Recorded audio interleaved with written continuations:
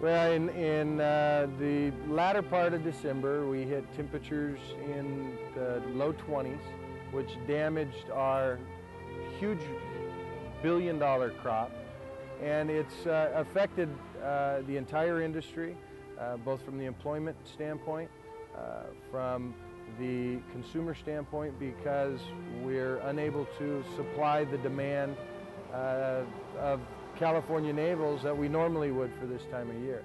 This is a booming time of the year for us, and as you go around the industry, you see that the effect of the freeze is being felt with cut staffs as far as employment goes, anywhere from down to 50% normal staff workloads, working 1, 2, maybe 3 days a week, all the way up to the doors closed and shut down till next season. So it's been devastating, and it's a day-by-day situation. It's not a fun time for our industry right now. The effect on the unemployment rate is devastating. It's huge. We have work out there, not as much as we normally would, but of those 13,000 people that are directly affected by this freeze, employed by the citrus industry, a large percentage of them are affected by it. Well, there's a lot of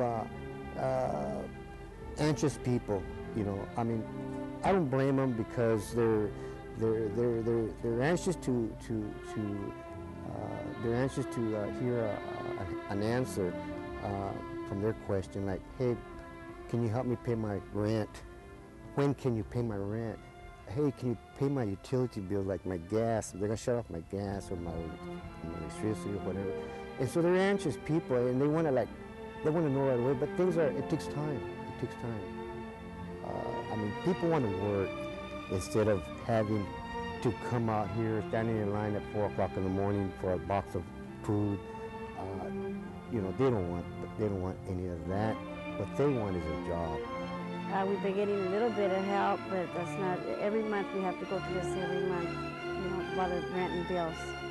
We get a eviction notice already, and we're getting 15-day notices in our bills. The water, they're holding on to the water until we catch up. I've been volunteering at the community center and at Jasmine Packing House. We give out clothes and we give out food. Every Wednesday we give out food to anybody that needs it. Some people can't make it on Wednesday, so we're open every day and we give out emergency food.